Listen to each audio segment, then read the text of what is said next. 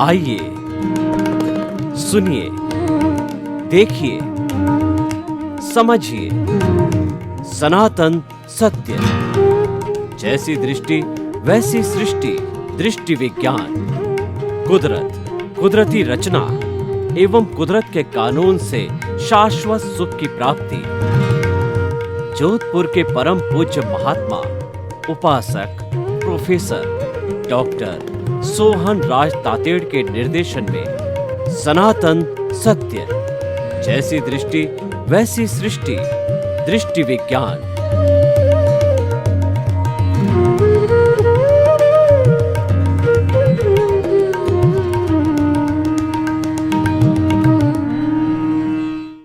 प्रगति दो तरह की होती है, एक भौतिक प्रगति। भौतिक प्रगति के लिए साधन जुटाने पड़ते हैं, आदमी को व्यवसाय करना पड़ता है, वो रियल पुरुषार्थ कहलाता है। लेकिन हमारी सत्संग है वो आध्यात्मिक पुरुषार्थ है, वो रियल पुरुषार्थ है, भीतर का पुरुषार्थ है। ये हमको समझना पड़ेगा कि रियल और रिलेटिव पुरुषार्थ जो है, ये दो चीजों को समझना बहुत ज्यादा जरूरी। उसको समझाने वाले ज्ञानी पुरुष स्वयं जो है उपलब्ध है, हमारे पे कृपा करके वो पधारे स्टूडियो में। तो आप सभी की तरफ से मैं स्वामी जी के प्रति बहुत कृतज्ञता ज्ञापित करता हूँ। जय सच्चिदानंद। जय सच्चिदानंद। स्वामी जी, कल मेरे को जब मैं बैठा था तो एक जो है सज्जन मिले, तो हमने कहा एपिसोड चल रहे हैं स्वामी जी के साथ में और ये चल रहा है शॉर्ट के अंदर। मैंने उसको बताने की कोशिश करी तो उन्होंने कहा, वो काफ़ी बड़े अच्छे उद्योगपति थे, मेरे मित्र ही हैं। उन्होंने कहा सोहनदास जी, मेरा मन सिर्फ फैक्ट्री को चलाने में, उसको प्रगति करने में, और फैक्ट्री अच्छी चले, प्रोग्रेसिव रहे, उसकी कमी बेसी को ठीक करना, उसी में दिलचस्पी मेरे को सबसे ज़्यादा लगती है। और आप जो कहते हो कि भाई जो है वो आत्मा की अनुभूति करो और जो है कुदरती रचना देखो, ये समझ में नहीं आता है। तो फिर मैंने अपने हिसाब से उनको रास्ता बताया कि आप किस तरीके से इसको प्राप्त कर सकते हो। तो मैं आपके मुखारबिंद से सुनना चाहता हूँ कि ऐसे लोग हैं जिनको की भौतिक क्रियाओं में ज़्यादा रस आता है, लेकिन उनके भीतर कहीं न कहीं बीज अंकुरित है कि वो बदलना चाहते हैं, वो सनातन सत्य को जानना चाहते हैं। तो ऐसे लोगों के लिए क्या जो है वो सरल सीधा सहज नुस्खा देवे कि वो भी उसमें धीरे धीरे धीरे एंट्री लेकर के और फिर उसको समझ करके अपनी दृष्टि को बदले। तो कृपया आप अपने मुखारबिंद से ऐसे जो लोग अन्य अन्य चीज़ों में बहुत ज़्यादा दिलचस्पी लेते हैं, कैसे अध्यात्म विज्ञान की तरफ मोड़ सकते हैं उनको धीरे धीरे, कृपया वो बताइए। प्रश्न के लिए धन्यवाद और सभी श्रोताओं को मेरा नमस्कार। देखो, जो विचारक लोग हैं वो तो एग्जाम्पल से समझ जाते हैं कि हम क्या कहना चाहते हैं। सिंपल बात ये होती है, मकान और मकान के मालिक, कार और कार के मालिक, और शरीर के मालिक अलग है। इसीलिए हम मकान में करेक्शन करने की बात करते हैं, कार में करेक्शन की बात करते हैं, या शरीर में करेक्शन की बात करते हैं। ये तो आध्यात्म विज्ञान का विषय नहीं है। आध्यात्म विज्ञान का विषय ये है कि जो शरीर कहो, कार कहो, ये जो अपना प्रोग्राम लेकर आए हैं, वो तो प्रोग्राम कुदरत फिनिश करने के सभी प्रकार के संयोग भी देंगे, और मन बुद्धि चित्त अहंकार तो आप खुद लेकर ही आए। इसीलिए उसमें कोई परिवर्तन करना है, बदलाव लाना है, या करना या न करने की बात है, वो तो आध्यात्म विज्ञान का विषय नहीं है। हम ये कहना चाहते हैं कि आप मालिक बन के मजदूर क्यों बनते हैं? क्या बताया? मालिक बनकर मजदूर क्यों बनते? आप शरीर के मालिक हैं, आप शरीर के मजदूर नहीं है। या मजदूर का मतलब आप शरीर को चलाने वाले नहीं है। आप समझे? जैसे मैं फैक्ट्री का मालिक हूं, तो फैक्ट्री को चलाने के लिए तो मेरे बहुत कर्मचारी है, लेबर भी होंगे, मैनेजर भी होंगे, क्लार्क भी होंगे, असिस्टेंट भी होंगे, सुपरवाइजर भी होंगे, प्यून भी होगा, सिक्योरिटी गार्ड भी होगा। ये सभी की बदौलत ये फैक्ट्री चलेगी। मैं तो मालिक हूं, तो मालिक मालिक की तरह रहे तो अच्छी बात है, मगर मालिक मजूर बन जाएंगे और उसमें अपने आप को बड़प्पन मानते हैं, बस वहां मिसअंडरस्टैंडिंग है। इतना जरूर ध्यान रखो कि जो फैक्ट्री होती है वो मालिक है वहां तक चलेगी, नहीं तो और कोई मालिक आएगा, बिना मालिक फैक्ट्री नहीं चलेगी। तो मालिक की कीमत है। अगर कभी कभी मालिक मर जाने के बाद कोई चलाने वाला नहीं है तो बंद भी करनी पड़ती है, सब बेकार हो जाते हैं। कोई भी सिस्टम हो उसको चलाने वाला तो बात यह है कि आपके आधार से शरीर है, शरीर के आधार से आप नहीं हैं, और आप मानते हो कि शरीर और सभी अवस्थाओं के आधार से मैं हूं। ये मान्यता को पहले तोड़ दो। हम ये नहीं कहते शरीर और शरीर की अवस्थाओं को बदल दो, बंद करो, चालू करो, सुधारो, परिवर्तित करो, ये भी हमारा सब्जेक्ट नहीं है। हमारा सब्जेक्ट है कि आप शरीर नहीं हो, आपकी हाजिरी से शरीर का अस्तित्व है, और बिना आपकी हाजिरी शरीर कुछ भी नहीं कर सकता है। शरीर का कोई भी पार्ट कुछ भी नहीं कर पाता है। ये एक दृष्टिकोण।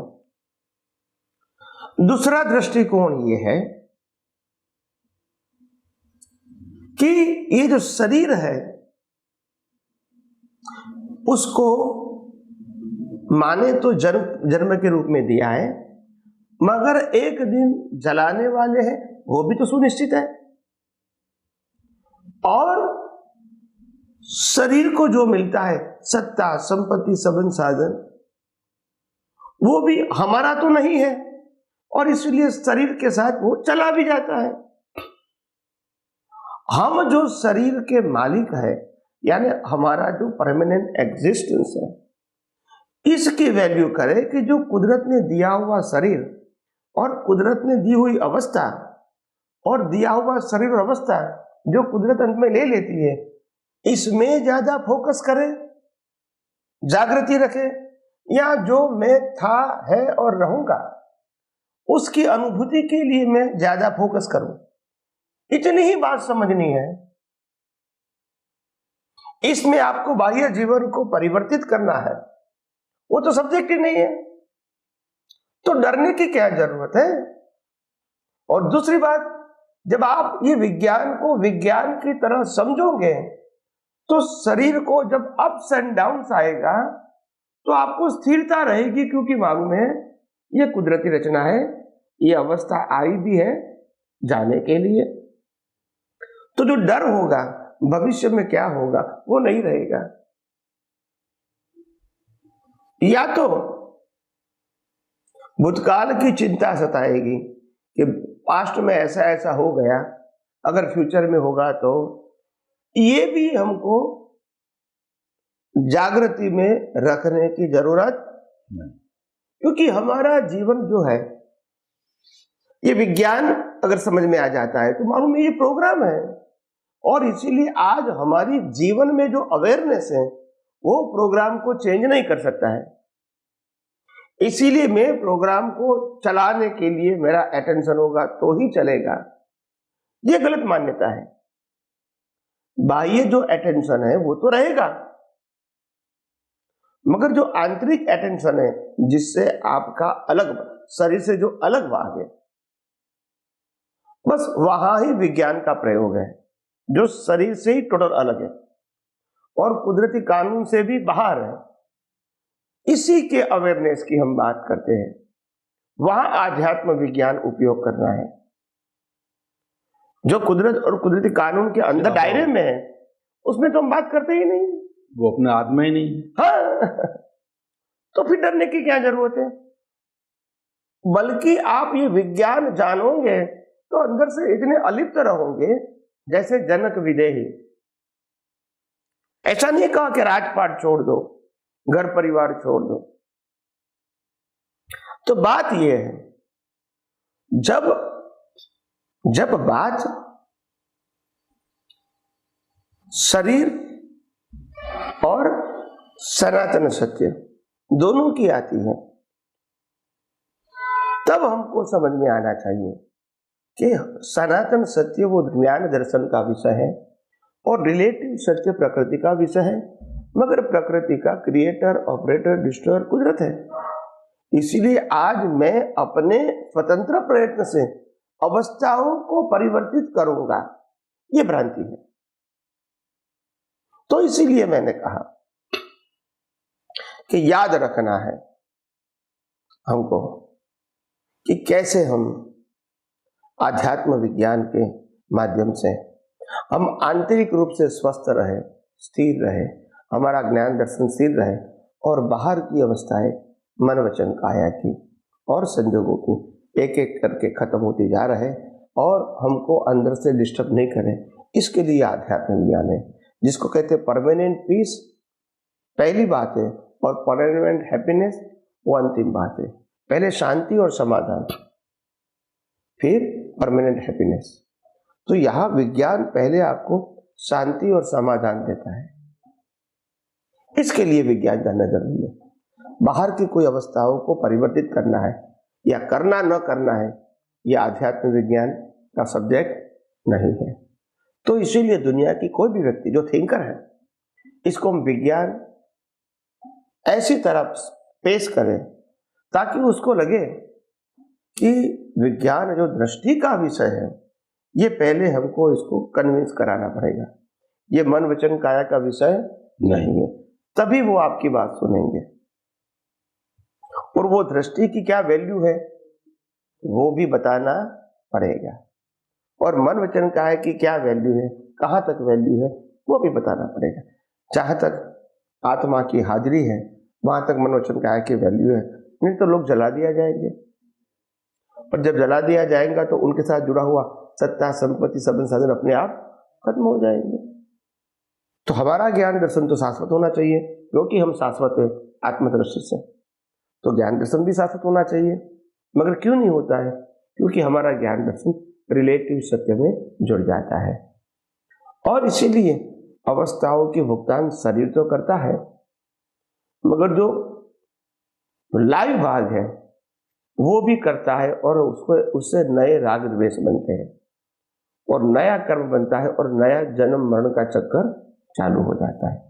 तो इसीलिए दुनिया की कोई भी व्यक्ति को जो समझना चाहती है, इसको इन ऐसे एंगल से आप समझा सकते हैं और ये भी बता सकते हैं कि यहाँ कोई फॉर्मेट की बात नहीं है। इसीलिए आपको कोई ये करने से कोई ये विशिष्ट कार्य करना है, दूसरा कुछ करना है, ये छोड़ के करना है या तो उसके अलावा कुछ करना है, वो सब्जेक्ट नहीं कर भी नहीं सके। हाँ, नहीं, पहले तो मानते हैं ना वो हम कर सकते हैं, तो इसलिए बोला करना ही नहीं है यहाँ तो कोई। तो इसीलिए आध्यात्म विज्ञान तो बिल्कुल क्लियर एंड साफ है, और अगर जिसको समझना है तो हम सिद्धांतिक रूप से फंडामेंटली हम इसको समझा सकते हैं। जिसको समझना है, जिसको समझना ही नहीं है, बोलता मैं जो मानता हूँ वो सही है, तो फिर हम इसको कुछ नहीं कर सकते। धन्यवाद भाई और बहनों, स्वामी जी आपने बहुत ही सुंदर तरीके से स्पष्टीकरण किया। स्वामी जी, हमने शरीर के पैकेज को आपने बहुत सुंदर तरीके से समझाया। अब मैं एक दूसरा पैकेज लेता हूं, कर्मों का पैकेज, क्योंकि कर्म जो है उसके अधीन सारा मन वचन काया कार्य करता है और कठपुतली की तरह कार्य करता है।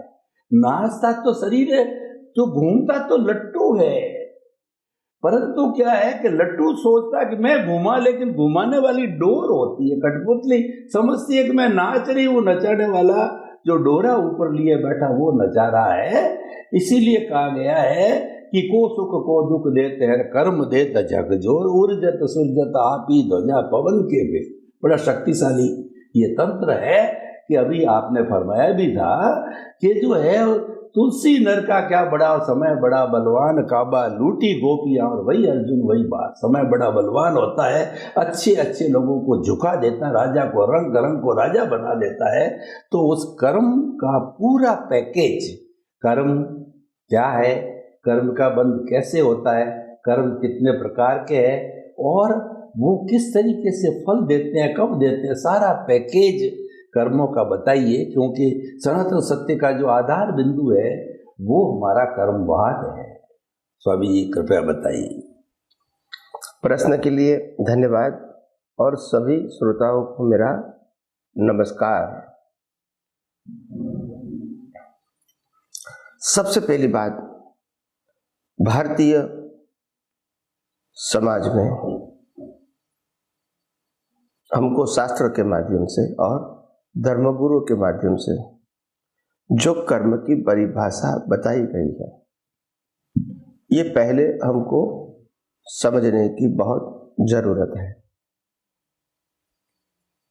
हमको शास्त्र या धर्मगुरु के माध्यम से यही बताया गया कि मन वचन काया की क्रिया ही कर्म है।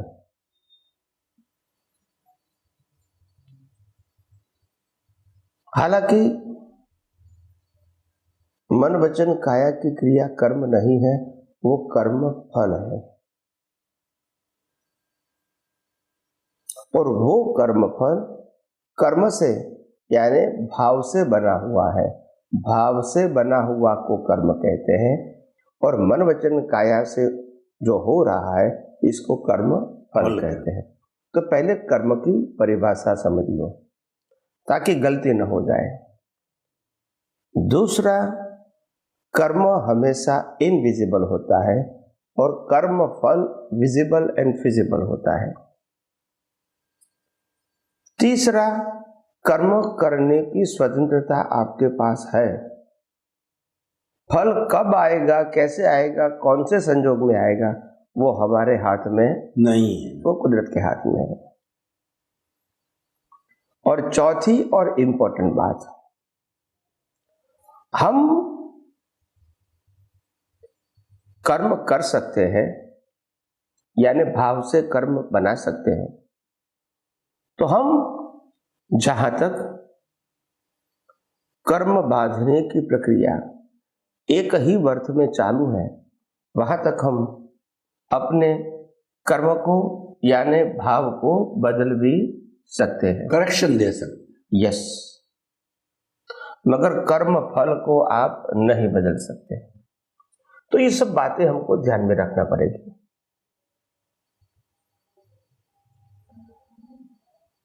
दूसरी बात, जैन परंपरा के अनुसार कर्म बनाते हो उसको कहते हैं भाव कर्म, और कर्म की भुगतान करते हो तो वो द्रव्य कर्म का हिस्सा होता है, और द्रव्य कर्म का हिस्सा वो कुदरती कानून के अधीन है, और भाव कर्म है वो आपके ज्ञान दर्शन के ऊपर आधारित है। तो ये सब प्राइमरी बातें हमको समझ लेनी चाहिए।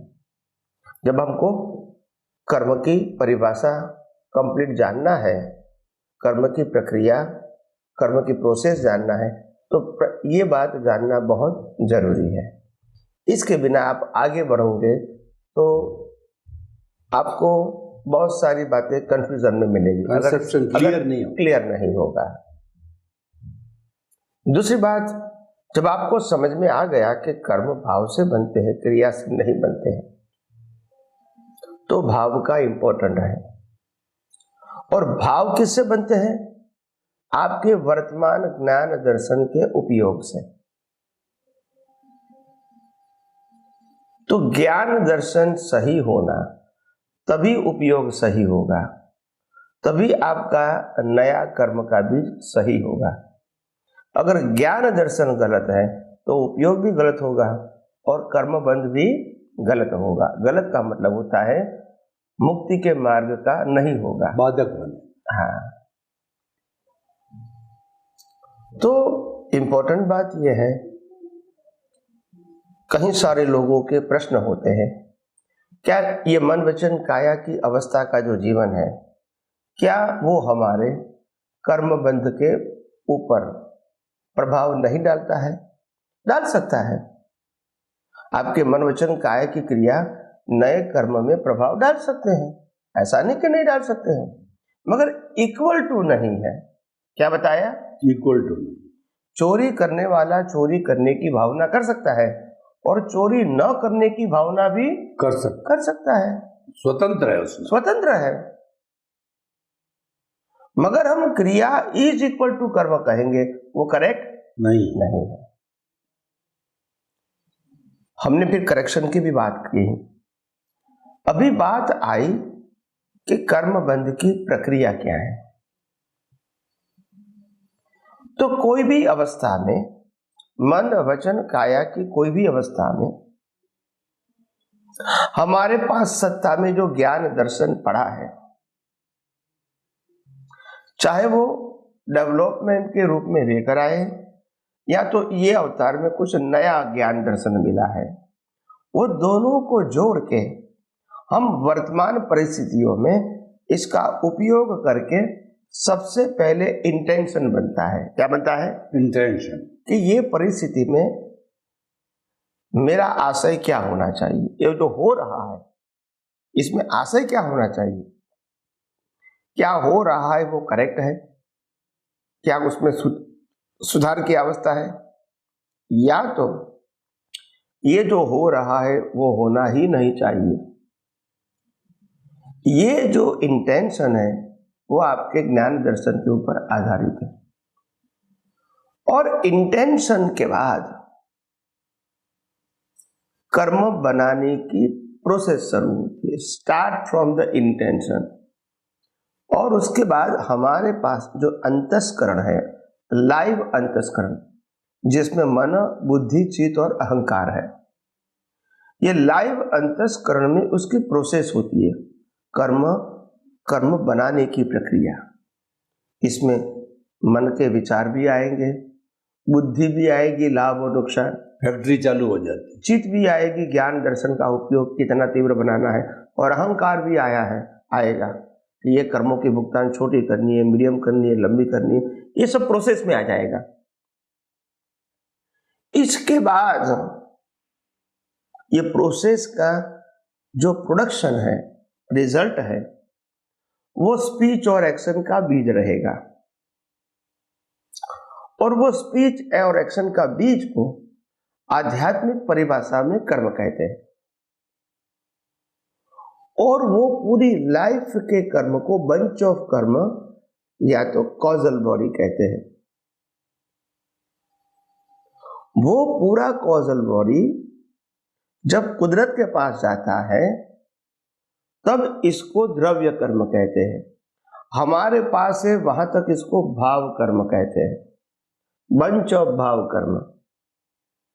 जब कुदरत के पास जाएगा तो द्रव्य कर्म हो जाएगा। भाव कर्म और द्रव्य कर्म में अंतर क्या है? जहां तक भाव कर्म करने की प्रक्रिया चालू है वहां तक भाव बनते भी रहेंगे और करेक्शन करने की फ्रीडम भी आपके पास रहेगी, प्लस माइनस होता रहे। हाँ, करेक्शन भी होगा और नए भाव भी बनते रहेंगे। मगर वो भाव कर्म कुदरत के पास गया तब द्रव्य कर्म बना। द्रव्य कर्म का मतलब होता है अभी आप इसमें कुछ कर सकते हैं? नहीं, अभी पैकेज फिक्स हो गया। इसके आधार से कुदरत आपको नया जन्म ऑन द स्पॉट दे देता है, यानी रिजल्ट स्टार्ट हो जाता है। अभी आप इसमें करेक्शन नहीं कर सकते। तो जब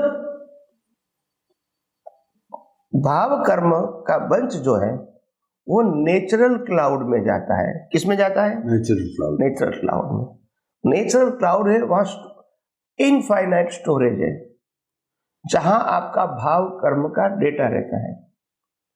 वो डेटा आम लोगों के लिए विजिबल नहीं है, मगर केवल ज्ञानी उसको देख सकते हैं।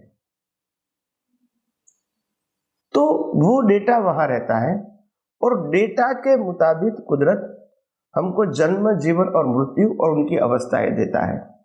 डेटा के मुताबिक चारों गति भी हमको कुदरत देती है और सभी प्रकार की अवस्था के लिए जो कुछ भी नेसेसिटी है वो भी कुदरत क्या करती है? प्रोवाइड करती है।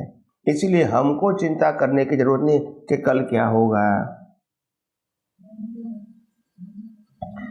तो इसी प्रकार से ये cycle cause and effect, media इसमें कुदरत है।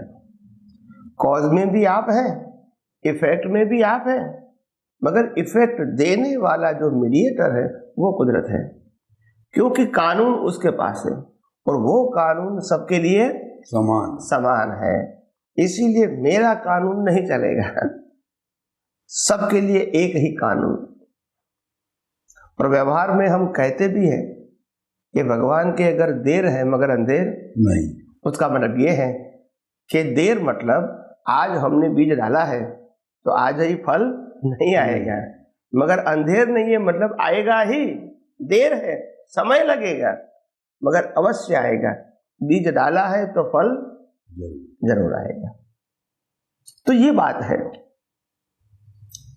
और एक बात करना चाहता हूं, व्यवहार जीवन में भी जो बीज हम जमीन के अंदर बो देते हैं वो बाहर दिखते नहीं है, मगर उसका जो फल आता है वो दिखता है।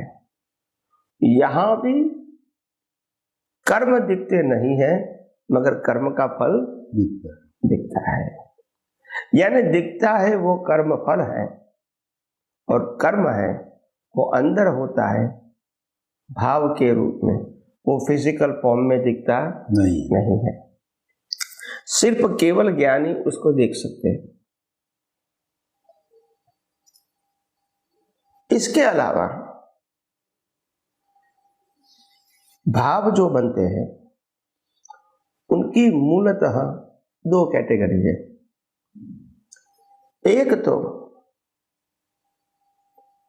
संसार के लिए लायक और सहायक भाव, और दूसरा मोक्ष मार्ग के लिए लायक और सहायक भाव। दोनों प्रकार की फंडामेंटल कैटेगरी है। उसके नीचे सेमी कैटेगरी बहुत है। तो दो प्रकार के भाव हैं, संसार के लिए लायक और सहायक और मुक्ति के लिए लायक और सहायक। अभी दोनों प्रकार की कैटेगरी के जो भाव है वो ज्ञान दर्शन के ऊपर आधारित है। आपका ज्ञान दर्शन क्या है उसी प्रकार से आपका पुरुषार्थ रहेगा। तो यहां इंपॉर्टेंट बात, कर्म बांधने का पुरुषार्थ करने वाले को न शरीर कहते हैं न आत्मा कहते हैं। शरीर कर्मों की भुगतान का साधन है, वो कर्म बना नहीं सकता, और आत्मा है वो कैटालिस्ट है। इनकी हाजिरी से कर्म बनता है और कर्म की भुगतान होती है। वो खुद कर्म बनाता भी नहीं है और भुगतान भी ओनली प्रेजेंस नहीं करता है, प्रेजेंस। तो कर्म जो बनाने वाला है इसको कहते हैं लाइव ईगो, प्रतिष्ठित आत्मा, मिश्र चेतन। इस प्रकार से अलग अलग प्रकार के नाम महापुरुषों ने दिए गए हैं। तो प्रतिष्ठित आत्मा जो है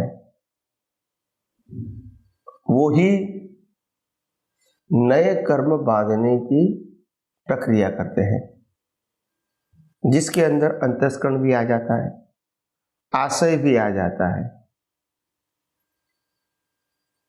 और प्रोडक्शन जो कर्म है वो भी आ जाता है, पैकेज। जब जीवन का अंत होता है तो जो कर्म बांधने का जो पैकेज है, प्रक्रिया, जिसको हम कारण शरीर बोलते हैं, कॉजल बॉडी, वो सीधा कुदरत के क्लाउड में चला जाता है। और कुदरत एक एक पहले तो जन्म देता है कि ये कर्मों का पैकेज कहाँ कौन से योनि में आपको भुगतान करना पड़ेगा, तो पहले वो डिसाइड होता है, फिर बाद में जन्म होता है, और जन्म के बाद एक एक प्रकार के कर्मों की भुगतान शुरू होती है up to the end of your life. इसी प्रकार से ये पूरा जो पैकेज है कर्म बांधने का और कर्म बनने का और कर्म की फल भुगतान करने का, ये पूरा पैकेज है। बाकी कर्म कितने प्रकार के हैं वो घाती और अघाती हमने अगले एपिसोडों में विस्तार से समझाया है, इसीलिए डिटेल में नहीं देते हैं। घाती कर्म सिंपल में समझाते हैं। घाती कर्म आत्मा की अनंत शक्ति को घात करता है। घाती कर्म को अज्ञान कहते हैं, इसीलिए आत्मा की अनुभूति का अंतराय है। और घाती कर्म से ही अघाती कर्म बनते हैं। अगर घाती कर्म खत्म हो गए तो फिर अघाती कर्म बनेंगे ही नहीं। तो अघाती कर्म है वो भुगतान के कर्म है, जो नाम कर्म, गोत्र कर्म, वेदनी और आयुष्य कर्म है जो भुगतान के लिए है, इसका कंट्रोलर कुदरत है। अघाती कर्म है, उसका कंट्रोलर आप खुद हो, आपका ईगो है। ज्ञान आवरण, दर्शन आवरण, मोहनीय कर्म, ये तीनों का एक नाम है अज्ञान, और इसी के आधार से आत्मा की शक्तियों का, अस्तित्व का, अनुभूति का अंतराय है। तो इस प्रकार से पूरा पैकेज मैंने समझाने की आप सबको कोशिश किया। हो सकता है कि आप जितना भी समझ सकते हैं वो समझे, और न समझ में आता है तो भविष्य में आप प्रश्न भी कर सकते हैं मीडिया के माध्यम से। धन्यवाद। स्वामी जी, आपका बहुत बहुत धन्यवाद।